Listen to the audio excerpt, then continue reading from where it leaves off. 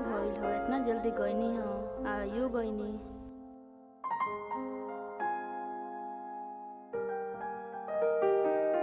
क्या करूँ यार।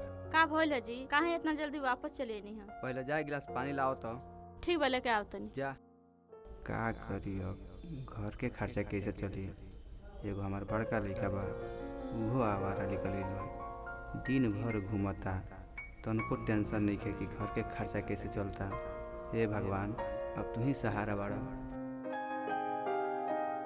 ली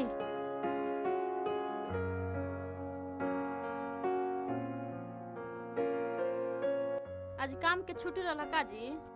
ना हो, मालिक काम से निकाल देना। का भइल है जी, काहे निकाल देनी हो? पता ना काहे हो, बोलत रहना ढेर आदमी हो गइल बा, बहुत टेंशन हो गइल बा। अब घर के खर्चा कैसे चली। और बिटुआ कहाँ बा? सवेरे सवेरे रेनू बिटी आई रही है, उन्हीं के साथे गइल हो। हम तो सोचले रही हमारे एगो लड़का बा, घर परिवार के जिम्मेदारी समझी, लेकिन वो नालायक निकल गई। घर के खर्चा कैसे चलता ये बात से ओकर तनको मतलब नहीं है। जाय दियो कनी के बचपन में सगाई हो गइल बा, ओइसे दोनों एक साथे घूमत न सो। वैसे त रेनू बिटिया भी बहुत अच्छी लड़की बिया, ओकर बहुत ख्याल भी रखेले। ई तो सब ठीक बा। सुन तनी जी। हाँ बोलो ना। घर में सब चावल तेल मसाला खत्म हो गइल बा, खाना कैसे बनी? सब भगवान के हाथ में बा, तू टेंशन मत लो, हम जात नहीं कहीं से व्यवस्था करके लाओ तनी। ठीक बा जाई। ठीक बाले।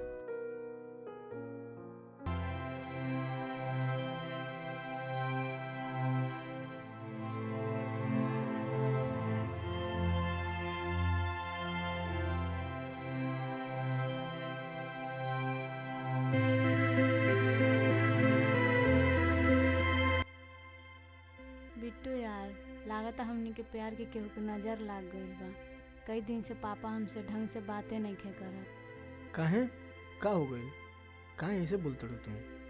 लागत पापा के केहू कान भर ले बा, यही से कई दिन से सही से बतियावत नहीं खे। जब देखो तब गुस्से में बतियावत ने।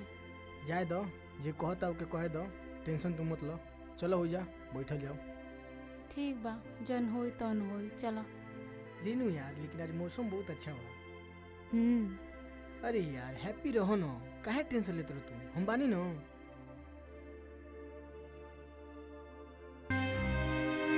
चलो बैठा है जो।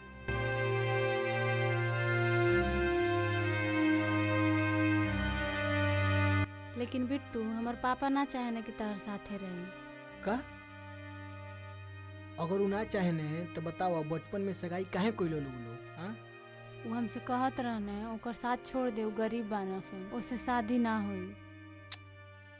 बताओ, जब हमने के गरीबी रहनी जा तो हमने के बचपन में सगाई यू काहे कइले? बताओ, आज वो अमीर हो गइल बने तो वो दिन भुला गए अपन।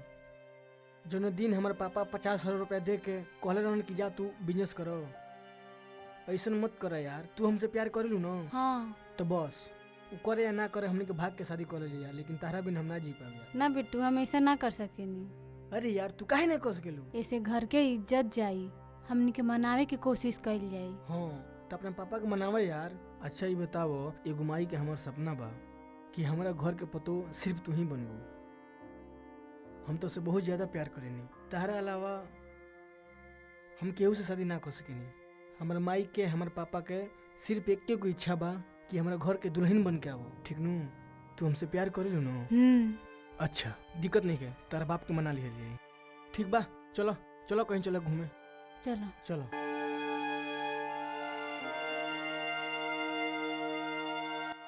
ठीक बा, चलो आज तक होटल में आज हम पिज्जा खिलाओ तनी। ना बिट्टू, आज हमार मन नहीं खे, फिर कबो खा लो ले, पहले चला घरे।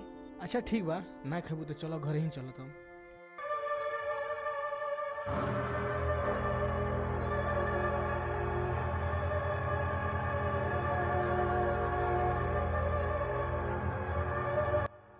रामराज, रामराज बाहर निकल।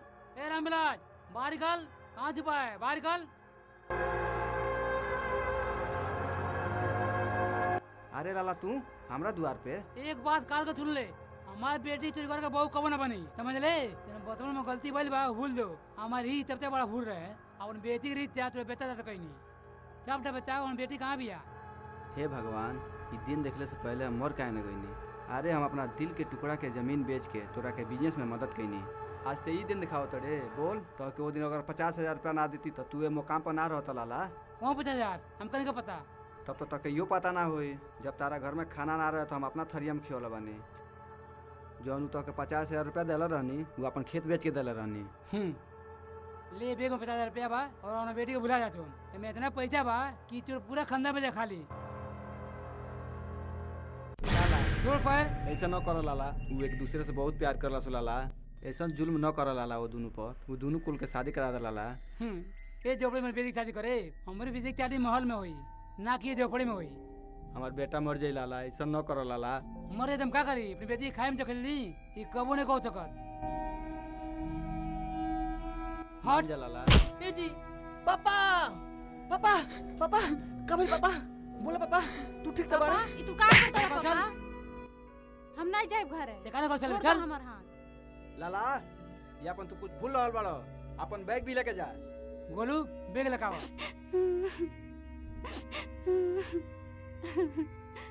छोड़ दो पापा हमके।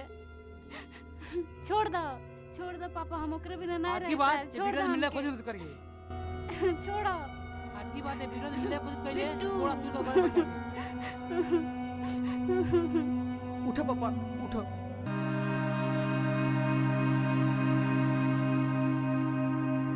बैठो पापा बैठो ही जो।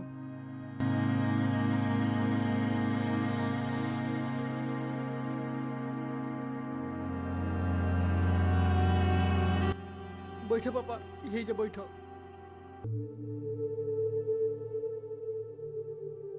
पापा वो का कहत रहल पापा? हाँ बोलो बोल कहने को पापा का कहत रहल बोलो ना पापा बोलो। बेटा अपनी के बहुत गरीब बानी के, अपनी के सोचल सपना को पूरा ना होई। तू रेनू को भुला जा बेटा। का ई का कहत रहे पापा? हाँ बेटा, तार पापा सही कहतनी, तू रेनू के भुला जा। तनी के समझत काहे नहीं खजा? हम रेनू से बहुत ज्यादा प्यार करेनी, हम ओकरा बिना ना रह पाएब। एक बात कान खोल के सुन ल जा, हम शादी करेम तो ओकरे से करेम, ना तो हम अपन जान दे देब। देखो तड़ू पगला गेल बा ओकरा बिना। हाँ जी सही कहतनी। चलो घर में चली। चलो ए बार खिसियाइल बा, शाम तक आ जाई।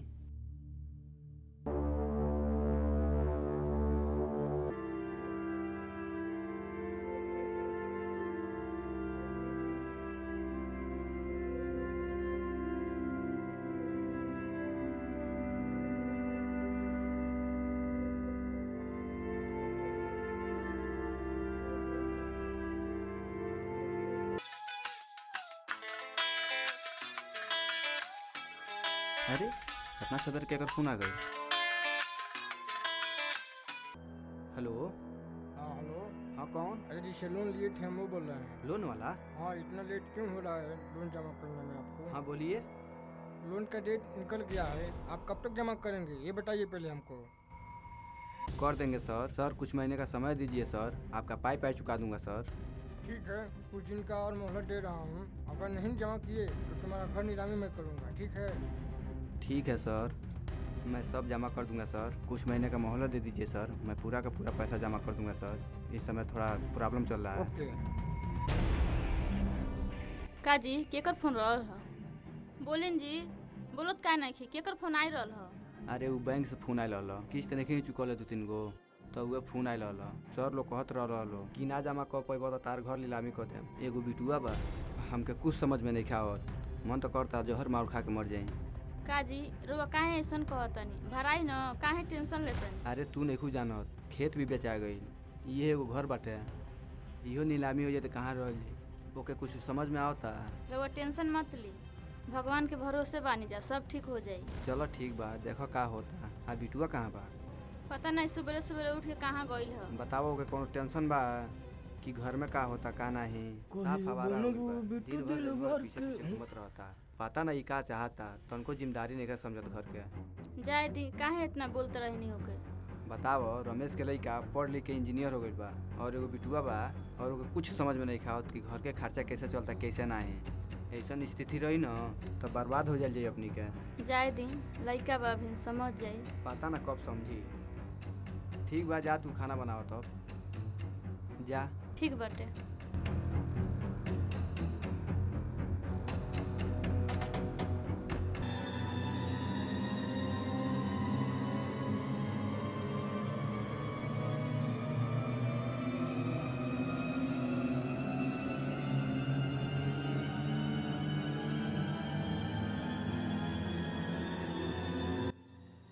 रेनू, ए रेनू, हाँ पापा। पानी ले आता एक गिलास। ठीक बा, लेके आओ तनी।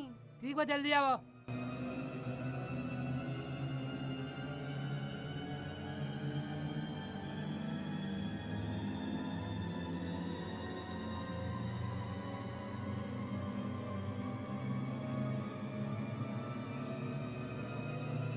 बेटी, बिटो के साथ कान छोड़े ताड़ू। का पापा ई का कहत ई नइखे हो सकत। बेटी, एगो का लेवल देख आ अपने का लेवल देख। वो गरीब बाड़ तो हम अबीर बन जा, तो उनका दुनू के शादी कबो ना हो सकेला। पापा हम बिट्टू से प्यार करेनी, हम वही से शादी करे। अगर हमार शादी उनसे नहीं करेबे तो हम जहर खा के मर जाएं। का हमें ज्यादा प्यार हो गल बा, ते ओकरा खातिर जान देबे। पापा तू कुछ कला, हम शादी करे तो वही से करे। देखा तनी हमरा बिट्टू के बीच में के आवता। ई लड़की हमारी याद है कल कर भैया, हम करी का लागत है बिटू आ के मती मरवा दिले बा, तबे कोई गुण गावती है। खुद ना खुद व्यवस्था करे पड़ी, तबे बिटुआ के साथ छोड़ी। आता रुक जा, कौन व्यवस्था तार लगाओ तनी। का यार इतना देर से बैठल बनी, इतना टाइम हो गई, अभी ले नाई ने हमके बैठा के पता नहीं कहाँ बने।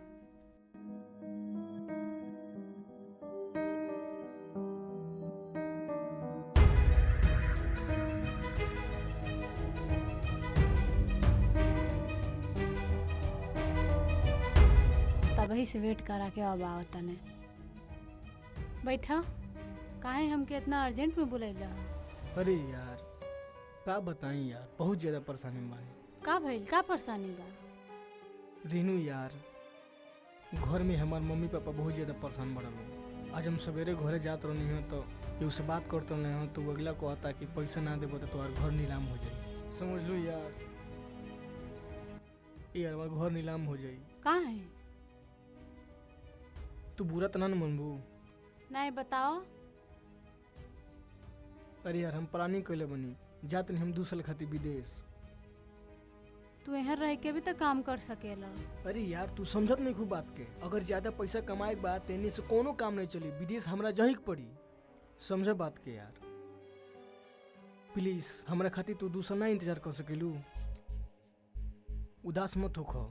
अरे यार काहे गुस्सा होत रू यार, 2 साल के तो बात बा, का हमरा खातिर तू 2 साल वेट ना कर सकेलू? ठीक बा, तारा खातिर 2 साल का हम पूरा जीवन इंतजार कर सकेनी। तो से ये उम्मीद रह रेनू, बस हमारे एक को सपना बा यार, जिद बन गई बा कि विदेश जाके और इतना पैसा कमाई कि जे हमारा बाप के तंग कैले बा ओकरा मुंह पर तमाचा लागो। और हाँ, जौन तार बाप बार बार धोस देने कि हमने गरीब बनी जा, उनकरियो मुंह पर तमाचा मारे एक दिन पैसा से। ये बात के तू ध्यान रखियो। ठीक बा, अपन ध्यान रखियो। तारा बिना कैसे रहब यार, ये सोच नहीं 2 साल कैसे कटी। कुछ पावे खातिर इंतजार करे के पड़ी ना यार। एगो जिद बा, जब तक हम ज्यादा पैसा ना कमा लेब, अपना माई बाप के सपना पूरा ना कर लेब, तब तक हम घरे ना आए। ठीक नू? अच्छा, तहार जाइले के प्लान कब बा? बस एगो दोस्त बात हो गई बा, वीजा बहुत जल्दी आई, फिर तब हम जाए। पैसा तो बा ना? कुछ तो व्यवस्था कैले बनी यार। कुछ पैसा हमरे लगे बा, हम दे दे। अच्छा ठीक बा, ये ध्यान रखिए हम तो अगर टाइम तो तारा ले पड़ी। ठीक बा। अच्छा ये बताओ, हमरा बिना निक लगी का तो होगे? तहरे बिना निक ना लागी। तोहरियो बिना तो ना निक लगी यार, का करबू। अच्छा ठीक बा, चलो। अच्छा बिट्टू, बोलो। अगर 2 साल में हमार पापा कहीं और शादी कर दिए न तब? अरे यार अपना पापा के कैसे 2 साल मना के रखो। 2 साल बाद हम आए तारा घरे, तारा हाथ मांगे यार। प्लीज यार ऐसा न करियो, नहीं तो हम मर जाब तारा बिना। ठीक बा? तू 2 साल अपना बाप के कैसे मना के रखो। ठीक बा, चलो तब चलो घरे। अच्छा। अरे यार हैप्पी रहो ना, तू टेंशन काहे ले लू। ठीक बा बिट्टू, समय निकाल के फोन करत रहिए। अरे यार बिल्कुल, तो से बात ना करे तो हमार दिने ना बनी। अब तो यार हाथ ही खाना बनावे पड़ी, जाके हाथ ही कपड़ा धोवे पड़ी। कोनो बात ना, कुछ पाव के लिए कुछ खोए पड़ेला, एक दिन सब बदल के दिखा देबे।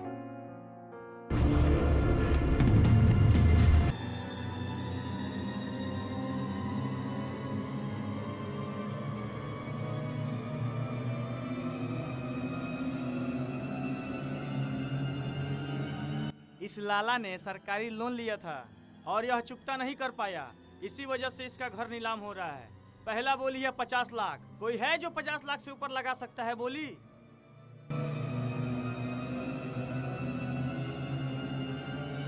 50 लाख एक, 55 लाख, 55 लाख एक, 70 लाख, 70 लाख एक। है कोई इससे ऊपर बोली लगाने वाला?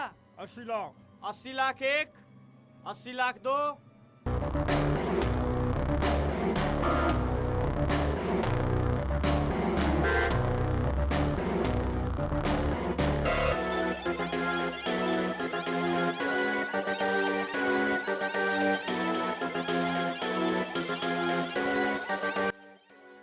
एक करोड़ 20 लाख। अरे बिट्टू, 1 करोड़ 20 लाख फाइनल है, इतना बहुत है। 1 करोड़ 20 लाख कोई नहीं लेगा। बाबूजी बैठिए, ये घर हमने के लिए तो नहीं जा। चलिए इस पे साइन कीजिए। बाबूजी साइन करो।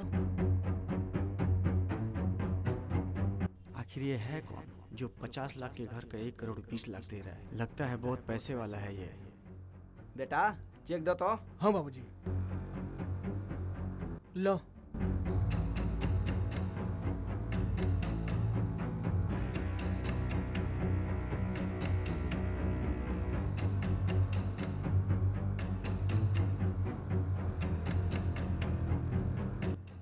ये लीजिए चेक।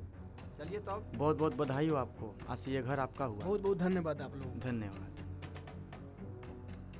लाला कुछ याद बा कि भुला गई तू, कि तू इहो भुला गए होगा कि हम के होई। बोलो बोलते काहे नहीं खो। बेटा हमको माफ कर दे, बहुत बड़ा गलती हो गई हमसे। अब हमसे दोबारा गलती कब ना हुई। माफी मांगे के बा तो हमसे मत मांगो, माफी हमारे बाबूजी से मांगो। माफ कर दे हमका जोत, माफ कर जोत, बहुत बड़ा गलती हो गई हमसे। हमारा बेटी का अपना ला जोत, हमारे इज्जत का सवाल बा, तार गोड़ पकड़ जाए जोत। का करी, माफ करे वाला गलती तो तू नहीं कैले। माफ कर दी जान, लालू जी के गलती का एहसास हो गई बा। जाए दे पापा, माफ कर दो इनके अपना गलती का एहसास हो गई बा, माफ कर दो। चलो ठीक बा, तू कहत और तो माफ कर दे तनी। उठो दोस्त, और ये सब भुला जाए क्या से। अब का लाला जी सदियों करा दिया जाओ, बहुत खुशी के बात बा। हाँ यार बिल्कुल कराओ ले। रेनी बेटी है ना वो। हाँ पापा।